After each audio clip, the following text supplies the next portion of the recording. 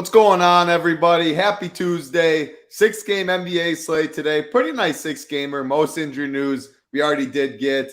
Joined by Mangone, joined by DC. Won't be joined by DC too much longer with this on these NBA shows. MLB 2 days away, DC. 2 more sleeps, as Joe Anik likes to say. What's going on, man? Well, I was going to say not a lot, but that's not the truth right now. We're ramping up for baseball less than 48 hours from opening pitch coming up on Thursday. Couldn't be more excited. And yeah, this is my last, at least NBA only show. We do have a couple shows where they're, up to lock, premium only, NBA/MLB. I think we got one coming up maybe Friday. I'll be on with Big T and JSU and the guys talking, both sports as we get closer to lock. But yeah, it's my prime season coming up here with baseball.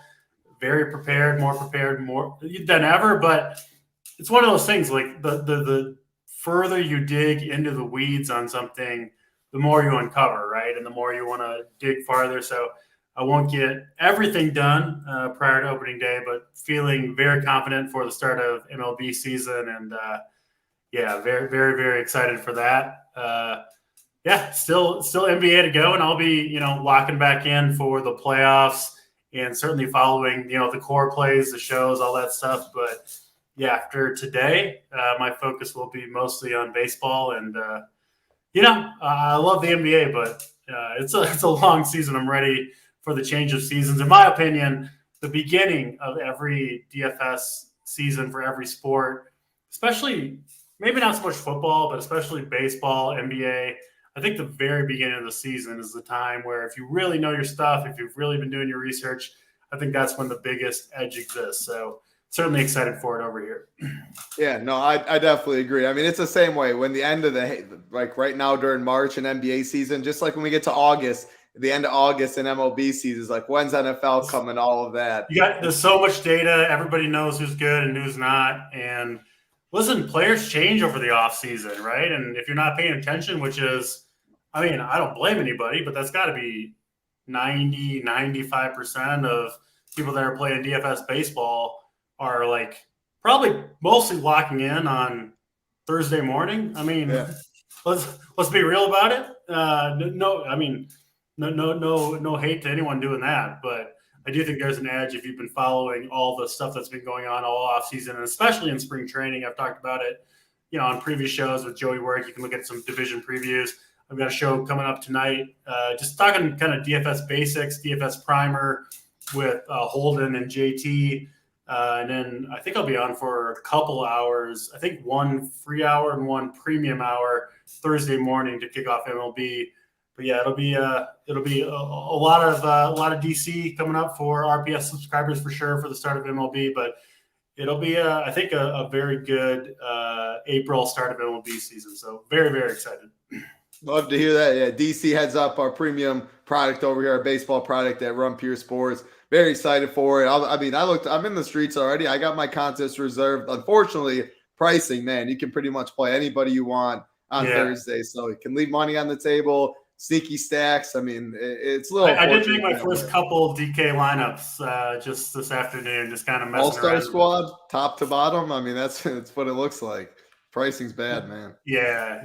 It's like a NBA slate right now. Not necessarily tonight, but in general, where you're kind of, an individual lineup, you got to eliminate some guys who seem like too good of values to eliminate, but you can only play so many guys. Absolutely. Mangone, throw it over to you. DC and I talked a lot of baseball. People in chat are talking about you, though. You already teleported Jersey to Denver. Playback show yesterday in Jersey, now in Denver. Tyler said, probably feels nice to be back. I mean, it's been a grind. Denver, the live final Denver, Kentucky, Jersey. Always feels nice getting back in your bed, Mangone. Hey.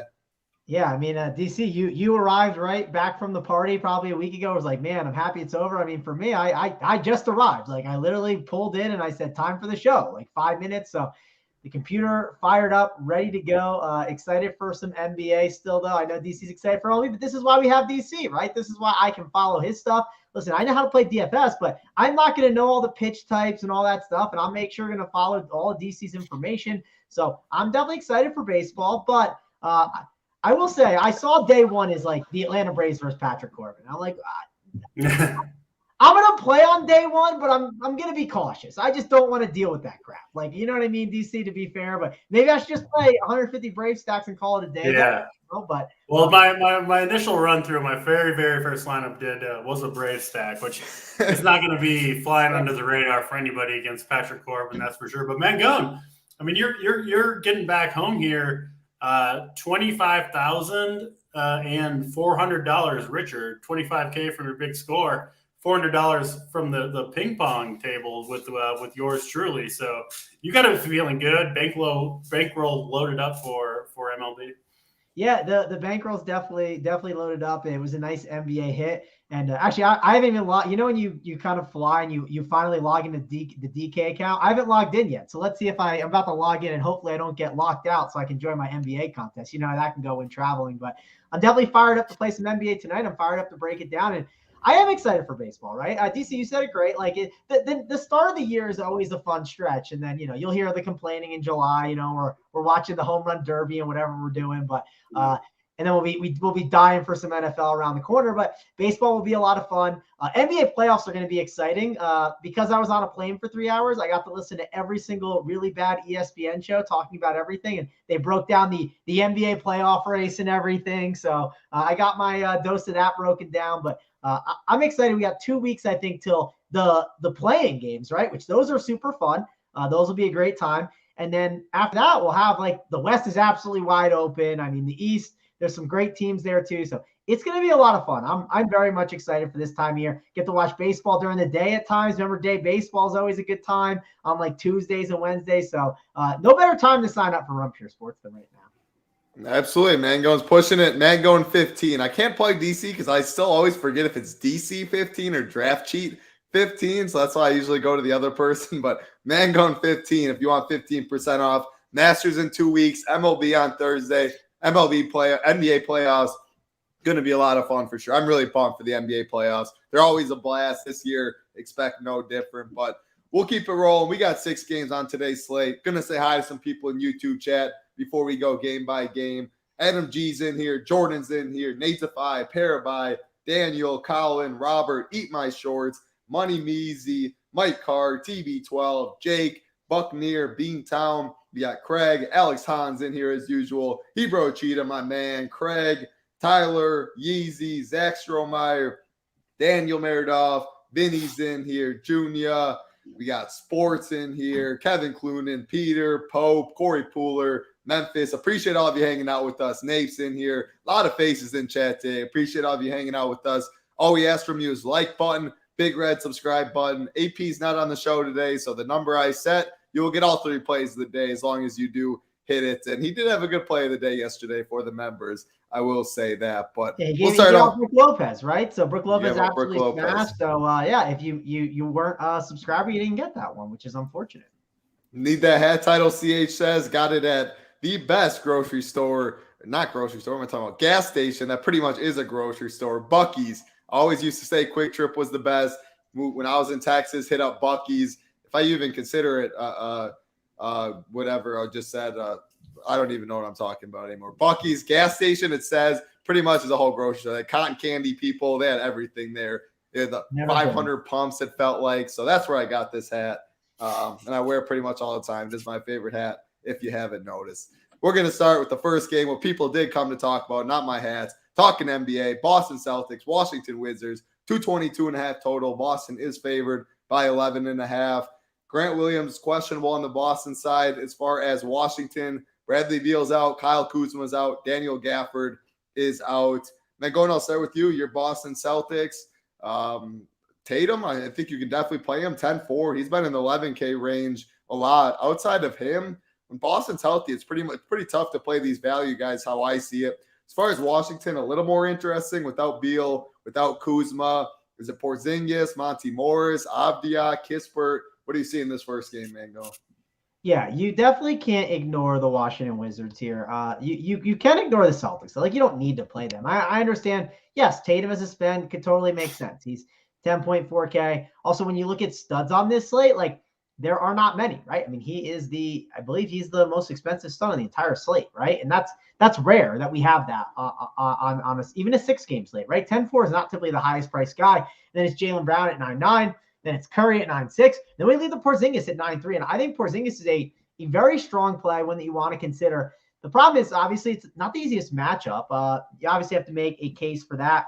But overall, I do really, really, really do think that this is going to be a game that we need to consider. Like, we really have to think about it, and we can't just completely backload, right? I typically like to go over and backload. I think it makes a lot of sense. But the Washington Wizards, you got to consider Porzingis. You got to consider Deni Avdija. Those two options, they've been in play as of recent. The prices are going up, though. Porzingis is 9.3. It's not up that much. Deni Avdija is now 6.5K. Monte Morris, 4.8K. 4.8 is pretty cheap for him, but you have to consider, is he going to be worth it for some of the other values on the slate? We've seen Monte Morris bust at times, but this is a slate where we have other really good guards, right? Like Tyus Jones, way too underpriced for his matchup with Ja Morant, not going to play. We got Nick Richards. He's another good value on this slate. I mean, these Washington plays, they're good plays, but you could get away with the fade. It's one of those weird spots where I don't need to play Celtics. If I do play any, it's likely to spend ups. It's likely either a Brown or a Tatum as a spend up option because we do need spends overall. If we do not use those guys as spend ups and we want to consider playing some Wizards, the question is really, is it Porzingis as a spend? Is it Deni Avdija? Or is it Monte Morris? Those are the main two values that I'm going to look at. But I'm going to compare it to some of the other ones. And I'm definitely not going to make them priority plays. That's kind of the key right here. They're not priorities. They're good plays.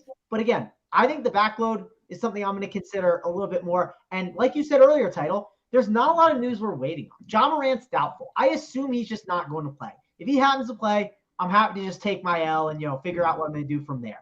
Gordon Hayward, doubtful. Kelly Oubre, questionable. There's just not a lot of things lurking later on that worry that much about the backload. So if you want to play Washington, guys, go for it, but I just don't know if this is a game I'm going to go to. I think if I play anyone, it's Porzingis. Porzingis seems like the first guy that I might get in there. I know he's expensive, but again, I talked about there's not a lot of spends that I want to go to.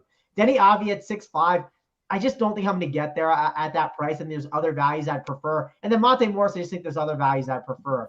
And if I end up spending on one guy, it's Porzingis over Tatum, as crazy as that sounds in this spot. He would be the guy that I end up going to if I had to pick one. Yeah, good breakdown. I mean, you mentioned possibly backloading. I don't see much ownership getting in the first game. Washington is a more appealing side than Boston to me, but you're talking about the injury news. Like the 4 questionable tags we have on the slate: Grant Williams, Gary Trent Jr., Kelly Oubre, and Isaac Okoro. On other slates, I mean, there's stars that are questionable that mean a lot. On this slate, not really much we're waiting on. So, like, if you like this first game, play it. I don't think you really need to be waiting on news or backloading to wait on news is what I'm trying to say. So I'll go to you, DC, in this one. Washington, Boston, not really much ownership getting to this game. What do you see? This game reminds me a lot of the Pelicans-Blazers game from yesterday. In the two teams, the Blazers and the Wizards, look like they've thrown in the towel at this point in the season. Just a few games left in the season. The Wizards now sitting 3 full games behind the Bulls for that last play-in spot in the East. Now missing Kuzma, Beal, Gafford, potentially, I guess it looks like Monte Morris is going to play. But it seems to me, kind of like the Blazers, like they've thrown in the towel at this point in the season. And they're still, like, they've got a way better chance to improve their draft lottery odds by moving down and losing games than they do by winning games. Even if they won out, they probably would still miss the playoffs. And given the guys that they're all sitting out, Big T's way better at DFS than I am, especially NBA DFS. But like we argued yesterday about Nasir Little, he thought he was locked into 30-plus minutes. I said, I don't think so. Played 20 minutes. He still did fine. But I see the Wizards right now as a team that has no incentive at all to win games. And they've got enough guys, right, where these guys don't have to play minutes. That was my argument yesterday about the Blazers dudes. I don't think you need to play Eubanks or Little. I mean, Little was like 70% owned. And I kind of see the same thing with the Wizards. I don't think they're trying to win this game Boston's a very good team. They're still kind of competing at the top of the East. They're going to be motivated. They're a fully healthy squad. We saw yesterday, the Blazers got absolutely blitzed right off the bat. I think the same thing could easily happen to the Wizards here. So this game's a fade for me. I think Boston could easily get out to a 40-17 lead after the first quarter and kind of just take it from there. You see lower minutes for the starters all the way around. I think both teams have enough bodies where no one's going to be forced into minutes. I do agree with Mangone. If I was going to go with one guy, I think Porzingis is like the dude that would have to have a big game to keep the Wizards close. So you could go that route, but he's got a tough matchup here, man. I think he's going to be starting at center, guarded by Robert Williams. I don't love it at 9,300 for a team with nothing to play for. And you could argue, with the opposite of something to play for, where his minutes could get cut even if he plays well. So this game is a complete fade for me. I'm not going to play anybody from it. I'll be hoping for a blowout, just like I was for the Blazers and Hornets game. Pelicans. Pelicans game last night. Sorry. We'll go with that. Yeah, DC was on the premium show. We have a premium show every day talking NBA. Tonight is JSU, Holden, Big T, breaking that down. We'll be at 6 Eastern as usual. And we'll have mixed with NBA and MLB coming up. We'll have mixed NBA/MLB countdown shows, some 4-man boosts in there, talking both sports. So another great, a lot. Baseball, basketball, golf, MMA, NASCAR. There's a lot of stuff going on right now. It's a great time to be a member. Great time to be a sports fan for sure. We'll keep it rolling though. 7:30 Eastern. I'll go back to you in this one, DC. Cleveland Cavaliers, Atlanta Hawks, 238.5 total. Atlanta is favored by 2.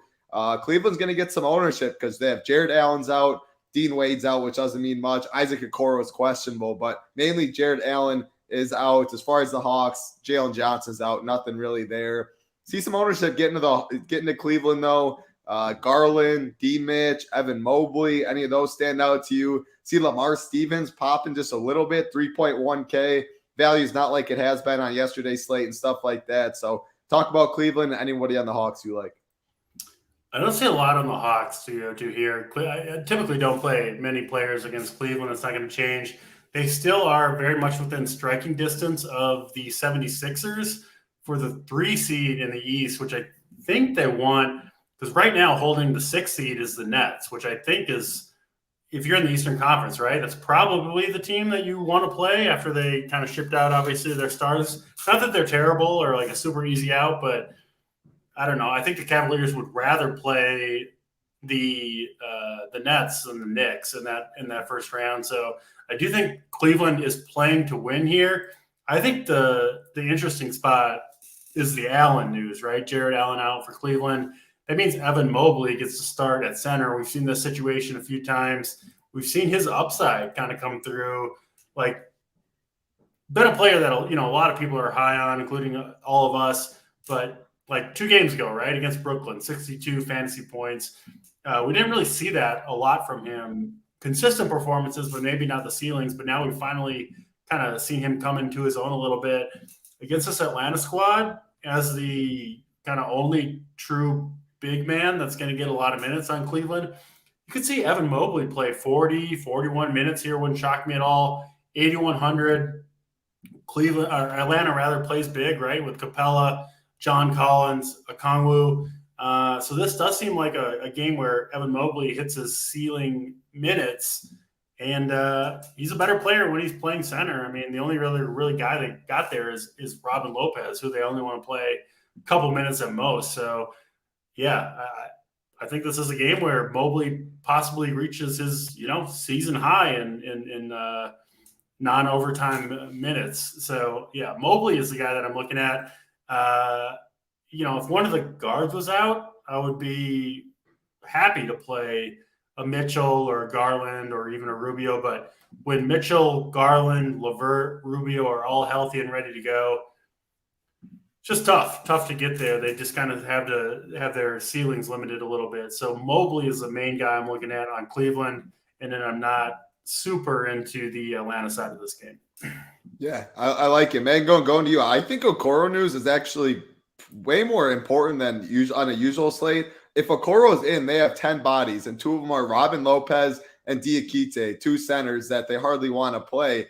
They're playing, as DC said, I think they want to win. They're playing their guys, Garland, D. Mitch, 35 plus minutes. And LeVert, I think someone asked about LeVert. I think he's a good play already. And if Okoro misses, I think he's a very strong play. I mean, they'd have 9 bodies, and 2 of them would be Lopez and Diakite. It'd be Chetty Osman and Ricky Rubio off the bench. And they're not pushing Ricky Rubio's minutes either. So talk about Cleveland. I mean, we know where the minutes are going, and Okoro news could even help them more. So talk about that. Talk about the Hawks.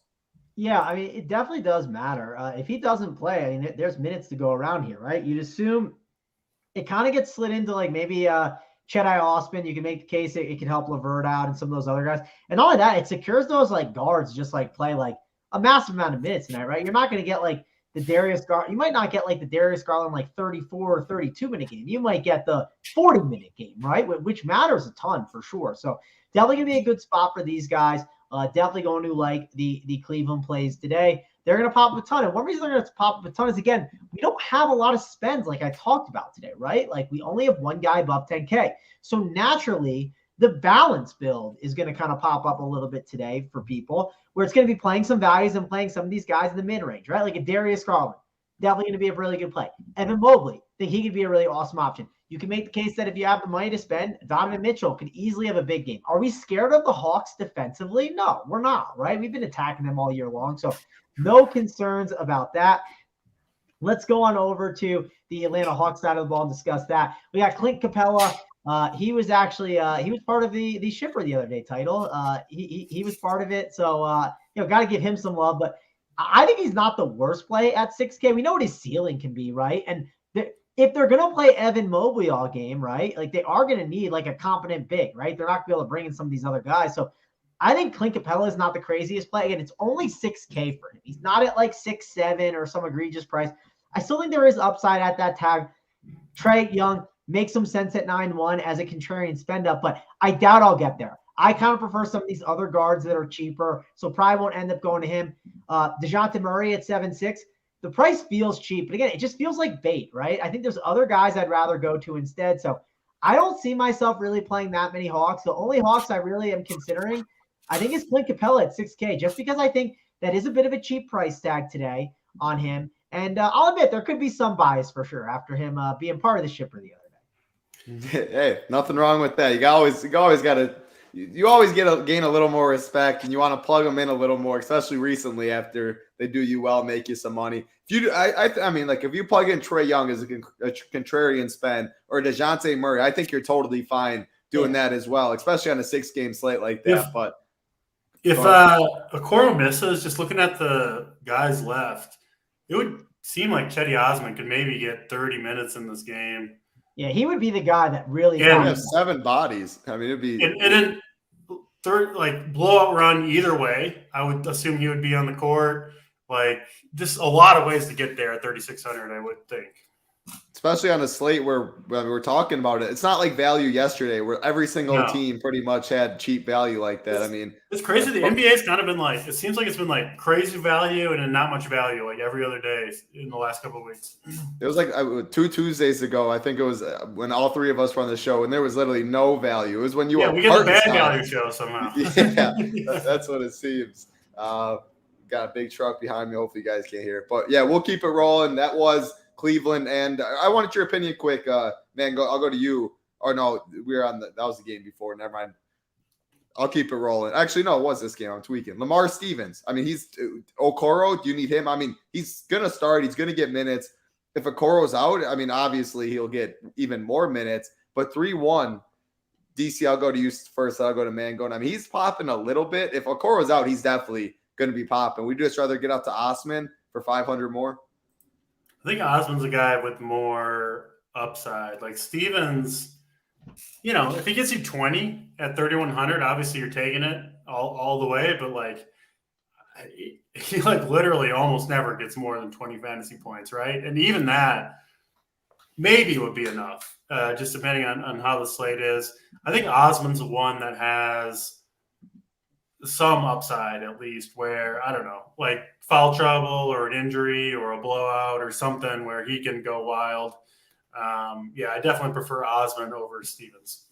I think I prefer Osman over Stevens too in that spot. But and one thing I'll look at least on this slate is like, yeah, like Lamar Stevens like is fine, but like you have to think about he's never going crazy. Like it's just agreed, but what studs do you want on this slate, right? Like are you playing Lamar Stevens to get Jokic? You know what I mean? Like that's like one thing I'll do is I'll go in and I'll look for the Lamar Stevens teams. And like, for instance, two of the stronger values there are Tyus Jones and Nick Richards. So if I go Tyus Jones and Nick Richards and I find the team that has Lamar Stevens with him, what is that getting me? Are there actually like upgrades I like? Or is it just these like raw point plays that like, sure, it makes sense, but it's not like I need to really know what the 2v2 is, right? I just think that matters a lot. And it just might be a slate where you might not, even if the value of Lamar Stevens does well, you might not need him because some of the mid-tiers just might be infinitely better. That's the point I'm getting at. So that's something else to consider kind of when building out lineups. No, yeah, that's a good point. I mean, like you said, Tyus, Nick Richard, we're talking about all these mid-tier options. Lamar Stevens, I think, if Okoro's out, he definitely could get more steam, but it gets you on a different build. Maybe it gets you the Tatum and the Trae Young, like two studs like that no one's really going. Because we have mid-tier OKC, we have this Cleveland stuff. We'll get to the next game. Bam's pretty underpriced, stuff like that. So the mid-tier is definitely where people are going in this spot, but that's Cleveland and the Hawks for you. That game's at 7:30. Usually Okoro news wouldn't really mean much, but yeah, they'd be down to 7 bodies plus 2 centers. They don't really play much. So definitely would. Sorry to cut you off, Title, but a 239 total in that game and Atlanta favored by 2.5 is kind of, I guess I overlooked that a little bit, but that's a lot. The Jared Allen news, I guess, is what's Hawks playing fast, and then Mobley at the 5 means the Cavs will play a lot more. Exactly. Yeah. So I don't know. Don't want to backtrack on like the last moments of the game, but maybe the Hawks stars are better plays than I thought originally. And if you look at it, that's the closest spread at 2. He talked about Boston being afraid to blow it there, 11.5. We have 9 later, 7, 8.5. Could be some blowouts in this spot, and this is the one that's supposed to be close. So, yeah, I like the Cavs side for sure. And if you're playing, someone mentioned in chat, Trae went off against his Cavs team last time. Trae, DeJounte, Capella, I think all of them are in play. I wouldn't play all 3 of them. Probably wouldn't play Trae and DeJounte together, but if you go Capella, I think you could play one of the other ones because they're not really getting much ownership in this spot on a 6-game slate where ownership does seem pretty concentrated. So we'll keep it rolling, though. What do we got? 566 watching, 207 likes. We appreciate it. I'll set it at 300 again. I think that's a very fair number. No, you guys will get it home for us. So 300 for the plays of the day. Another 7:30 p.m. Eastern game. Miami Heat, Toronto Raptors, 219 total. Toronto is favored by 5. On the Heat side, I mentioned Bam, Jimmy Butler is out today. And then going to the Toronto side, Gary Trent is questionable. Will Barton is doubtful. Mangone, I'll go to you in this one. Seeing Bam pop a little bit, 7-5. No Jimmy in this spot. Should play mid-30s minutes. They also got Hero, Caleb Martin. On the other side, Kyle Lowry is going to be playing too, 4.3K. On the other side with Toronto, does Gary Trent news do anything for you? 6-2 for Scotty Barnes. If Trent plays, 4-9. Siakam's 9-2. What do you see in this game, the Heat and the Raptors? Yeah, this is definitely not a game like you can totally ignore, right? Like I think Bam Adebayo is one that's popping up a little bit right now at the center position. Again, it's because that balance build, the way it's kind of set up tonight, he's definitely going to be one that we should definitely be considering. So yeah, I do think that Bam Adebayo is going to be in play for me. Tyler Hero popping up too. Obviously, I mean he's definitely going to get some opportunity here. I know Kyle Lowry's cheap, but I just don't think I can pull the trigger on it. It's tough right now. Sometimes guys just fall off and, DC will see it in baseball. He'll let us know the baseball pitchers that are absolutely falling off and look too cheap. I don't know. Kyle Lowry, it seems like. Yeah, for baseball, it's like the arm gets tired. Kyle Lowry's been dragging that big ass around for a few years. It's getting, getting heavy. It is funny. If I told you at the end of the NBA season there was one player who played 48 minutes this year and it was Kyle Lowry, you wouldn't be totally surprised, but you would be too, right? Like it's like, how is he the guy that played 48 minutes in a game this year? Looking at the game log, The upside doesn't look super great for Kyle Lowry. Yeah, I know it's a revenge game, right? But I Yeah. can't do it. So no Kyle Lowry for me. I don't see myself getting there today here on this slate. I do think Toronto, obviously, Title brought up some of the injury news situations here. Let me just kind of reiterate it one more time. Because, I was traveling today, so I don't have Gary Trent questionable, Barton's doubtful, then a couple other scrubs that really don't mean much. Yeah, and I mean Gary Trent's not nothing, right? That'll definitely slide. That'll definitely cut into some players, so that is going to be kind of important when we kind of wait on that news. The key here is one, they're playing Miami. Miami's not a team I never like to target Miami matchups. They just don't play at this super fast pace. Dale's asked me what if Lowry started. We'll revisit that later, right? If he starts, he would definitely become a more solid. But I don't know why he would. Gabe Vincent, I'd be surprised if he does. I'd be surprised if he starts too, and I wouldn't be shocked if he started and then didn't close, right? I just couldn't see it. So it would depend on his ownership then too. But Scotty Barnes just feels too cheap, right? Like that price tag of 6.2K, right? That's a really, really cheap price tag for him. It's just simple. I think it's in play. You have to consider it. It's just one of those price plays. It's kind of like Drew Holiday when he's 7-2, right? You're like, well, that's too cheap for Drew Holiday. Naturally, we just have to consider it. He'll just naturally pop up on teams. So think he's in the conversation. Yeah, you can worry about Bam Adebayo's rim protection, but I'm not that worried. Jakob Poeltl, he's been actually phenomenal since being traded there. I'd like to see how he's been lately because it has felt like he's fallen off a bit. It felt like he had a month stretch where he just couldn't miss. But the thing you always worry about with him is the minutes, right? 36 minutes he saw against Indiana, but Detroit he only saw 28, only saw 26 against the Wizards. That's the one thing you can get a little worried about with him. So I'm not dying to play him at the center position. I think there's other guys I prefer a little bit more. The chat is asking me to talk about Max Struss's birthday. It is Max Struss's birthday. So happy birthday to Max Struss. I don't know if our guy Kay Fallick will be celebrating with him. I don't know if he sent him a little care package, but I just struggle with point-dependent players like Max Struss, right? Jimmy is not there, though, so the minutes are going to be nice. Max Struss is fine. He's in play. He's more of a last piece in, though, right? You're not going to see Max Struss on my core plays. You're not going to see I don't think AP's got him as a building block in the heat map or anything like that. I just assume Max Struss is not going to be this guy that we're prioritizing today. More of a filler guy. If you fall on him, great. Happy birthday to you, Max, but not dying to play you here in this spot. I'd much rather find the money for Scotty Barnes at a similar position at 6.2K. So overall, I do think that Gary Trent news is going to be important. This is not a game that I'm prioritizing a ton, but there are plays to consider. If I had to kind of rank them out, for one, no Jimmy Butler, so Bam Adebayo, clearly a good play at 7.5K. It's a cheap price tag. Same with Tyler Hero, 6.9K. Too cheap of a tag. So those are two plays that I'm highly considering in this game. Next up, if I had to pick a Raptor play, it's Scotty Barnes at that 6.2 price tag, just kind of buying low on the price. And last piece in, if you're kind of looking at some of those last filler guys on the Raptors or on the Heat, it'd probably go to our guy Max Struss as the last piece in kind of filler option.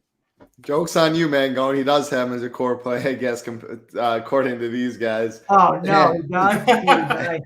I mean, again, honestly, I've been traveling all day, so I'm not totally caught up completely. But man, I like him more than you do. I will say, if you look at, I think he'll start for Jimmy. He's played 34, 32, 24, 30, 32 minutes, and he always chucks. He always chucks without Jimmy. I just hate point-dependent players. Yeah, and I get rightfully so. The price is too cheap, right? It's 4-4. You are going to consider it, and I don't know. I struggle with it. So people say that's what the optics putting out for me. I'm not getting as much. He's more of a filler for me. He's more of a filler piece.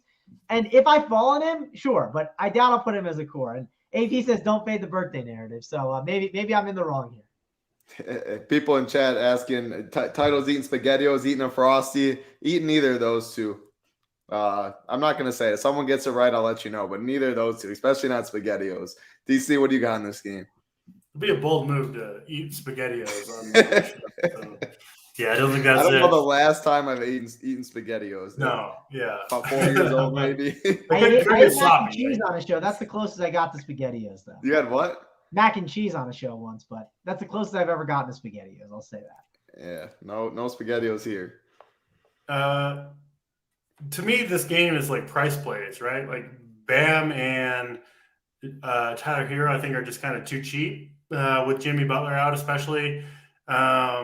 kind of lower than their average season price point. So yeah, I think both those guys are in play. I don't love the matchup. I don't love the game in general, but when you get price points that low, absolutely they're in play more as kind of last plays in for me. Both Bam and Tyler Hero, really the only two guys I'm looking at too closely on Miami. I get the max trust play too. I think you can go there. And then Toronto side, I mean, most of these guys seem okay. With Mangone, that Scotty Barnes, 6,200, you just take the discount and go that way. I wouldn't go too crazy on this game. Maybe pick a piece from each side if you want to go that direction. I do think you're relatively safe to fade this game entirely if you want to do so, unless we get more news. But yeah, I'm not super excited about it. Take the discounts on the stars or, relative stars if you want to. But other than that, I don't see a whole ton here. Andrew Martinez said too crazy. Is it crazy to play 4 people in that game? Sounds like for DC, yeah.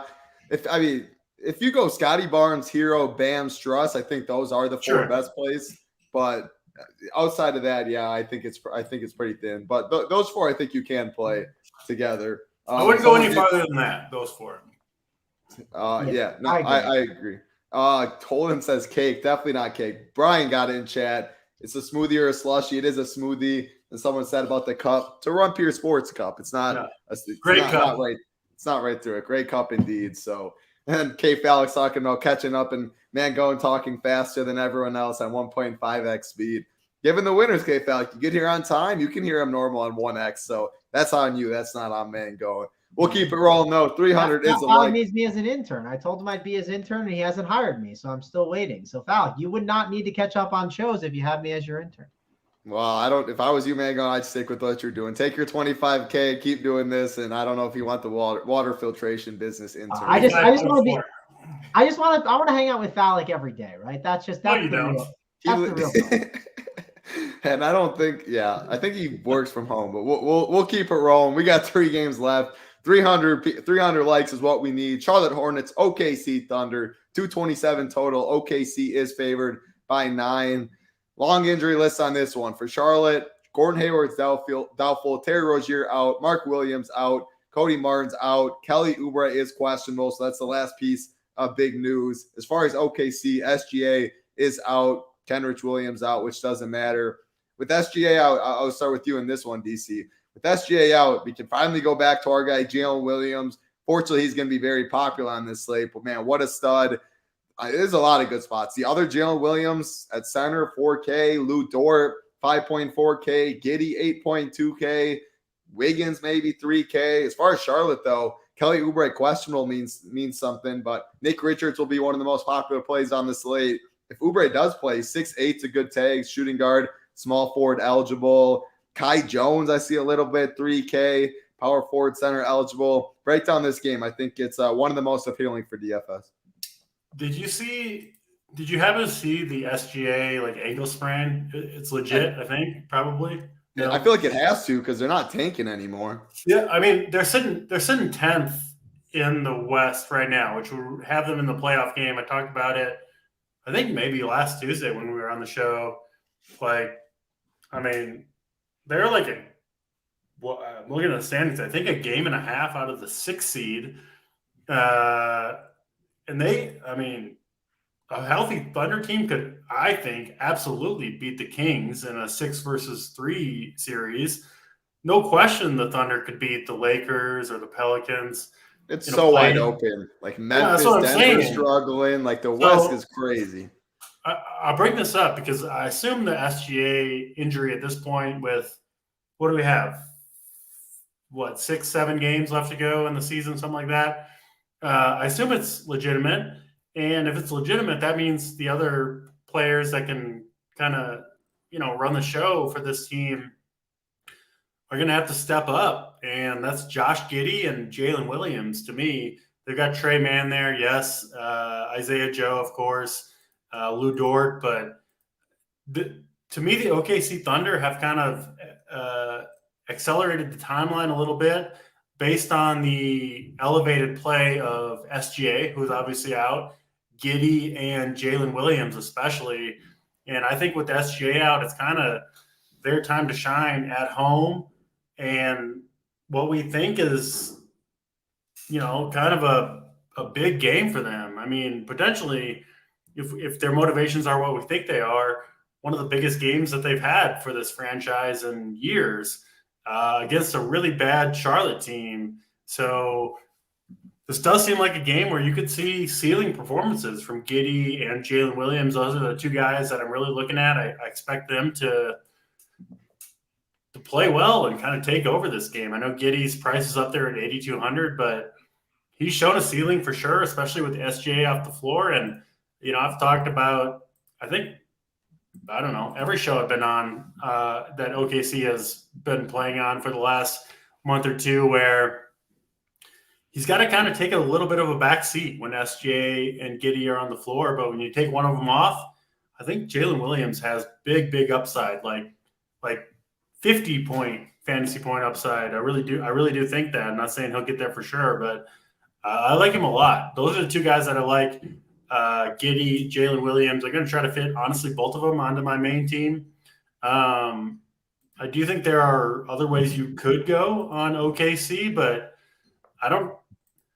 those are the two guys that I trust, right? I think the minutes could go kind of a number of different directions with the big men, Isaiah Joe, Aaron Wiggins. I think it's kind of mix and match for OKC, depending on what works for most of the roster. But I think it's very clear that Giddey and Jalen Williams are kind of the two key cogs.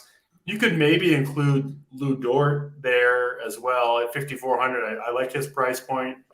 But I don't know if I want to play three OKC guys. But I'm in on Giddey and Jalen Williams here. I think they're not cheap, right? So I think they maybe fall a little bit under the radar. I'm not sure what ownership looks like tonight, honestly, but I'm in on Giddey and Jalen Williams, the wing, against the Charlotte team.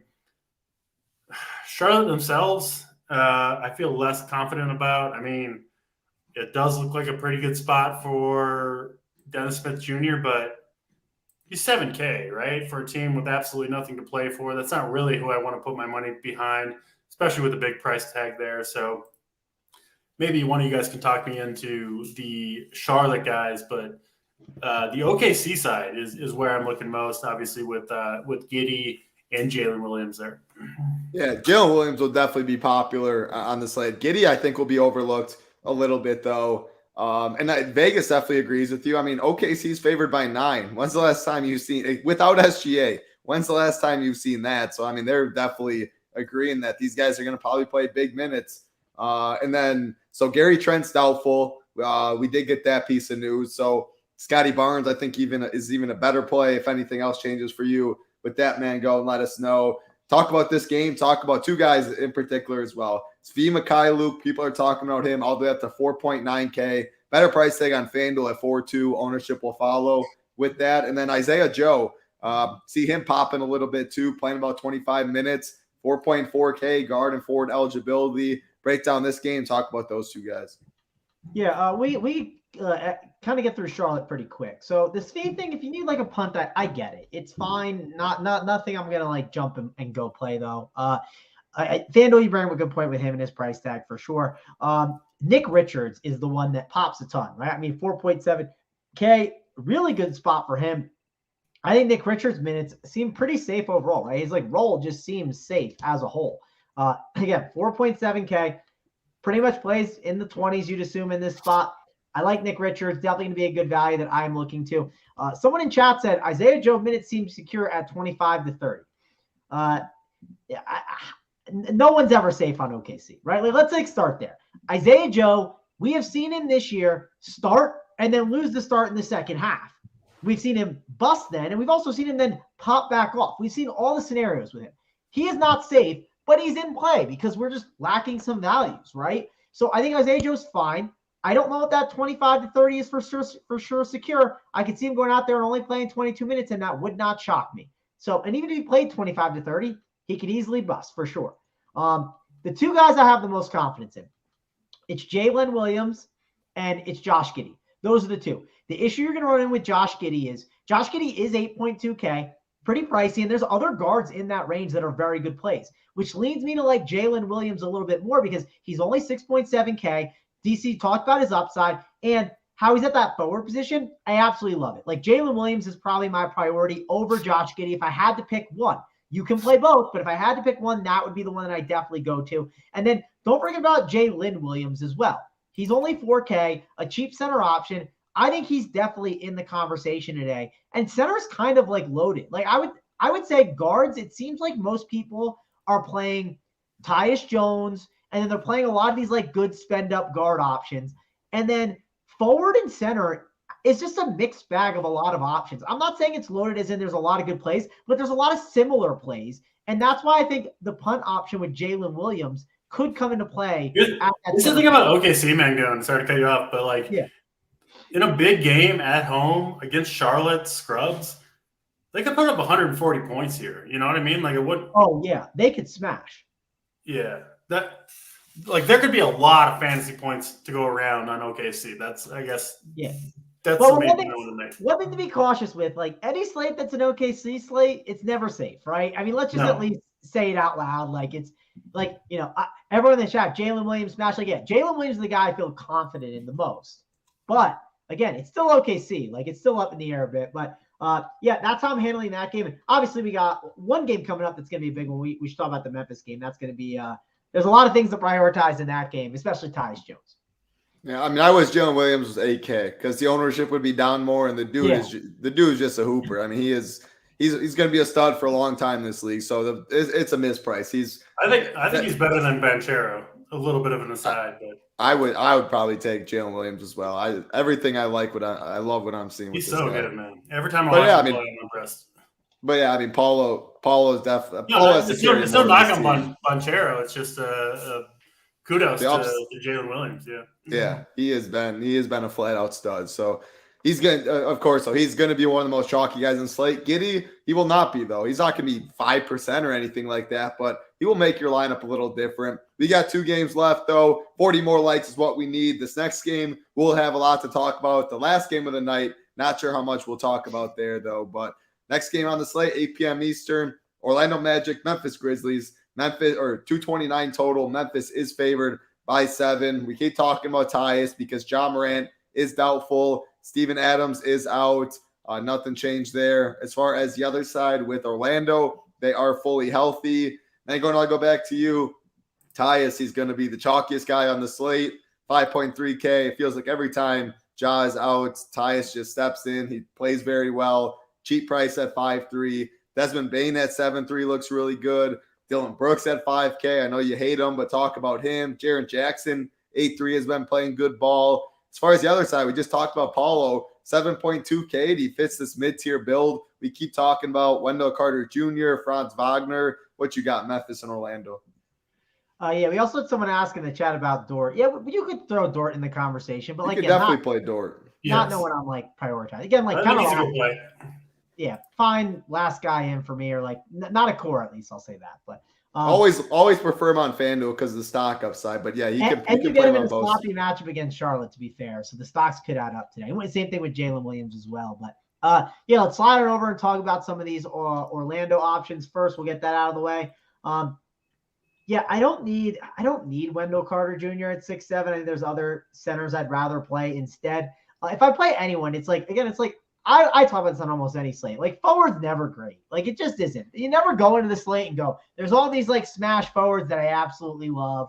Like it's normally the guards, right? That's typically the guards and the centers on most slates. Paolo Banchero 7.2 is a spend. Perfectly fine option. Don't hate it, but also don't love it. It seems like today is a day where typically, like with John Morant being doubtful, typically you're going to see Tyus Jones at 5.3. He's going to be like a lock, right? He'll be on all my teams. I'll like load up on him. He's going to be one of the best plays of the slate. So I'll definitely have a lot of exposure to him. Desmond Bane is then at 7.3. Desmond Bane, I think, is a pretty good play. But again, there's a lot of guards in that range that I think are good plays that you can make arguments for. So don't think he's like this guy you need to prioritize. I think Tyus Jones is definitely a priority. I am kind of interested in the idea of Jaren Jackson Jr., though, at 8.3K. I think you could make an argument that Jaren Jackson Jr.'s ownership versus Desmond Bane's ownership makes it worth taking more of a stab on him instead. Because they're very similar plays. There is a $1,000 price difference, but I do think it could be worth it. And someone in the chat asked, is David Roddy worth a play? If he's started, sure, but I don't think he's going to start in this role. And I would have to have him as a starter, right? That would be key. And the last guy we'll talk about is Dylan Brooks, and we'll go quick because I never like to talk about Dylan Brooks. He sucks. Just don't play him, and that's pretty simple. So the way I'm ranking him is really easy.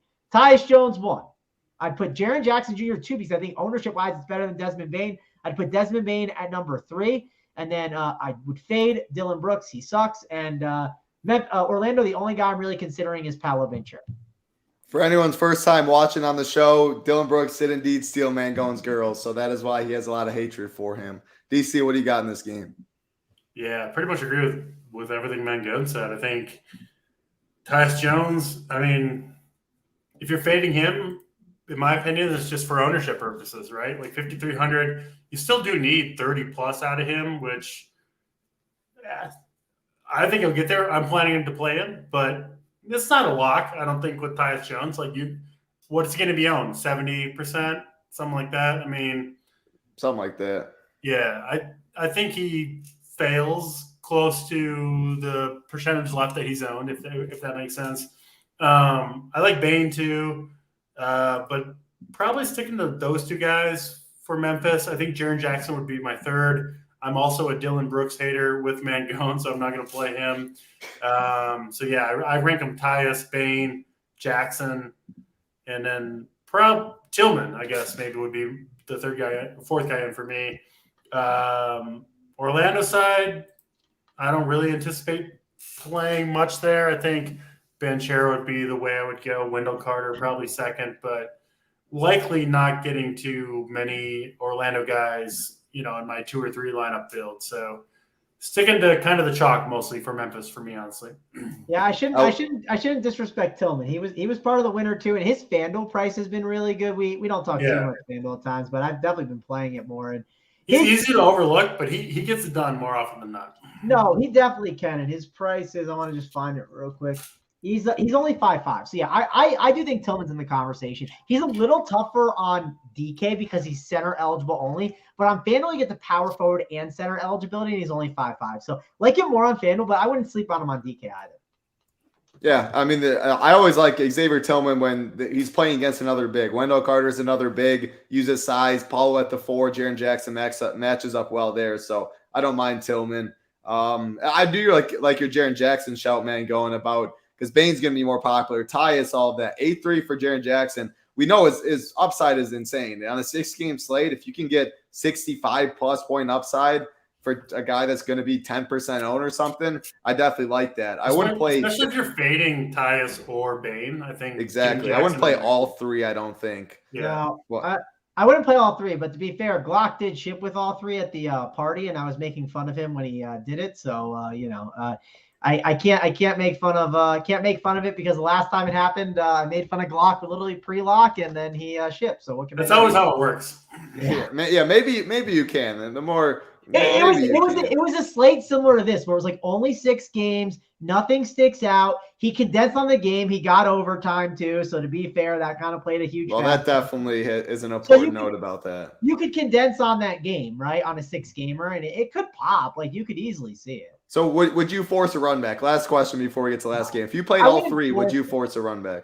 I wouldn't force it, but on 6-game slates, sometimes I don't hate it just because again, you don't have to get exposure to all 6 games. So I'm okay with it sometimes. Absolutely. 23 more likes. Last one I'll ask. We have the last game. Not a lot of ownerships going into this last game, so I don't know how long it'll take both these guys. 323 more likes. I'll check back after these guys are done talking. Hopefully we get you guys the plays of the day. And no, there's no AP on the show today. He popped in chat. We hit 300. You guys get all 3 of the plays of the day today.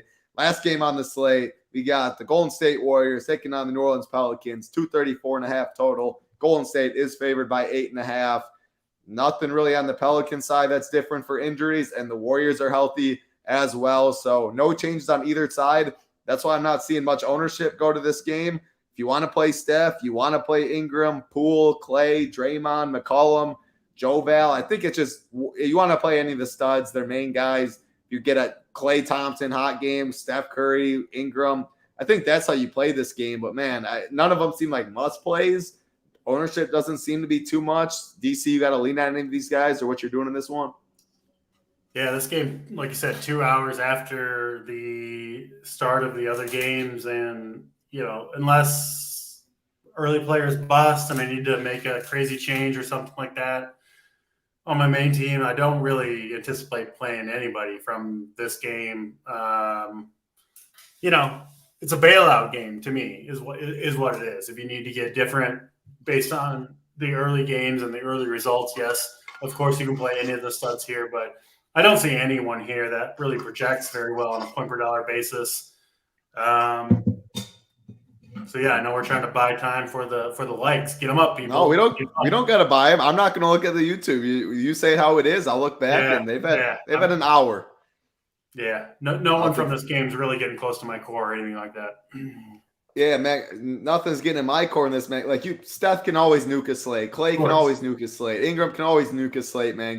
But are you going to be overweight on it? Do you seem like a more MME guy than main team lately? Correct me if I'm wrong, but like, is any of these guys a priority for you? Yeah, I have been MMAing a little bit. It's mainly because we have MMA. Ooh, you're in MMA streets too. I'm definitely not an MMA. MMA. There we go, man. Yeah, there you go, Mangone. I have tried it. I haven't cracked it yet, but I'll experiment one of these weekends. Now that you got the 25K richer, he's now down to dabble in anything now. I actually wanted to pick your brain because I had a good idea that I wanted to talk to you about, but then Saberson couldn't figure out the two fighters had the same name. So yeah, that was a problem. We'll keep it rolling though. Last game. Yeah, maybe I'll send you a DM just with some ideas before I play and see if they're any good or not. Because I look at them and I've tried and it hasn't worked so far. But sounds good. Anyways, I think Brandon Ingram is someone I'll definitely play. I'm sure I'll have some on FanDuel. I feel pretty confident he'll just kind of fall in there for sure. Brandon Ingram has a ton of upside. This is a great matchup for him. So I really do like him here in this spot. He'll definitely be someone that's on my radar. I mean, Steph is cheap. Like, it's just like if you can play Steph, sure, right? Like, it makes sense. Draymond Green, does he have upside at 6'2"? Yes, he does. You know how I typically handle Draymond Green on these kind of slates? If JSU's on him, I'm in, right? JSU always gets it right. Like with Draymond, he does a pretty good job. Check him out on the Up the Lock show. He'll break this all down. He'll definitely talk about how he's handling Draymond Green. I think he's a fine contrarian play, but no one I'm prioritizing for sure. Really, the main guy I think I'm going to look at here is Brandon Ingram. I think that's the guy on DK that I don't mind. Again, if you have the money to spend up there, like a conversation could be Kristaps Porzingis or Brandon Ingram. And like, I know they're not the same exact position, but they are both forward spends. But I think Ingram's a really, really strong option at the top. He's definitely came into more of a primary ball handler role. And like, CJ McCollum just is not the ball handler, it seems like, anymore. It seems like it's Ingram's offense right now. So really do like him. No need for Valanciunas for me. I just think there's other centers that I prefer. I don't need to spend a 7.7K price tag on him. But you can make the case Golden State has gotten killed by centers. So, like, if you want to, like, hold your nose and do it, go for it. It's just not for me. If Jonas Valanciunas beats me, he beats me. I'd rather just take shots on Ingram. And then one more guy that I just think his role has gotten nice. The problem is the price has gotten up there is Trey Murphy. But the guy has flashed upside. And he just won't be owned. So I don't think he's the craziest idea. But overall, it's mainly Brandon Ingram or bust for me in this game. Yeah, I mean, I'll never say no to 2% owned guy in a 6-game slate that seems chalky. So you got to read on Trey Murphy, play a little Trey Murphy. That's all 6 games on the slate. Looking at the place, 320. Love to see that. Appreciate all of you that did hit the like button. You guys got 3 plays of the day coming your way. And in 12 minutes, JSU, Big T, and Holden taking you up to lock. See if JSU's on Draymond, man. Mangone will be tuning in to see that exact thing as well. But I'll start with myself first with the SO play of the day. I mean, I'm not fading AP after yesterday. I'm going to Max Truss. I'm going to the birthday narrative. Think he starts for Jimmy Butler. I think he chucks a lot. Mangone doesn't like guys shooting the pen, and I get that. But Truss is when playing good ball. I think he gets some clean looks in this game. Can't fade AP after yesterday. Cannot fade the birthday narrative. Give me Max Truss as the SO play of the day.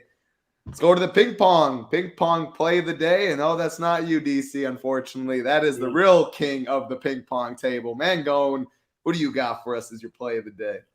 Yeah, let's go to Jaren Jackson Jr. I think there's a lot of really interesting, like, spend up forwards today. These guys in like this, like, above 6K range, and he's one of them, right? He's at that 8-3 range. If it comes down to Desmond Bane or Jaren Jackson Jr., I'm going to do my best to try to make sure it's Jaren Jackson Jr., and I'm perfectly fine with playing him with Tyus Jones, and I'm not too worried about blowout. You know why? Orlando's been playing a lot better basketball, and when they didn't have Ja Morant in there at times, remember when we were targeting this team a ton? I mean, they've definitely been giving it up defensively a bit. So Jaren Jackson Jr., let's go with him. And I wonder, is he at home too? Does it? Oh, we get the home narrative too, right? The free steals and blocks from the so Jaren Jackson Jr. is my play of the day. There you go. We go from one dusty basement in the ping pong thing where we see in this picture to a way better basement, though. Night and day, DC. You had a great performance on the ping pong table. At least your mom has a way better basement than what Mangone won in, though. Mom's basement play of the day, DC. Some pizza bites, nice cold beer, a burger. You're at least living it up, even though you took an L in ping pong. Who do you got for us? Give us a winner. Going out to Oklahoma City with Josh Giddey. I think he's in for a big game here with Shai Gilgeous-Alexander on the shelf. Couldn't be a better matchup at home against Charlotte. And I think a game that OKC really, really should want to win. Giddey, my favorite when you look at the ownerships. But I'll say this. My main team, I like the backcourt trio. Giddey, Jalen Williams, Lou Dort. I think the three of them are going to deliver the goods for OKC tonight. Little three-piece combo from DC on his last NBA show of the year. 2 more sleeps for MLB, a bunch of MLB content. Still will have NBA Masters in 2 weeks. I mean, man, great NASCAR, MMA. It's a great time to be a sports fan. A lot of money to be made. Use the promo code Mangone15. Get you 15% off. Make sure you get in the Discord as well. JSU, Big T, Holden, going live in 9 minutes. Appreciate all of you hanging out with us tonight. Hope to see some RPS logos up top. We'll be back tomorrow, as always, for DC, Mangone. I'm Titletown. Good luck, everybody.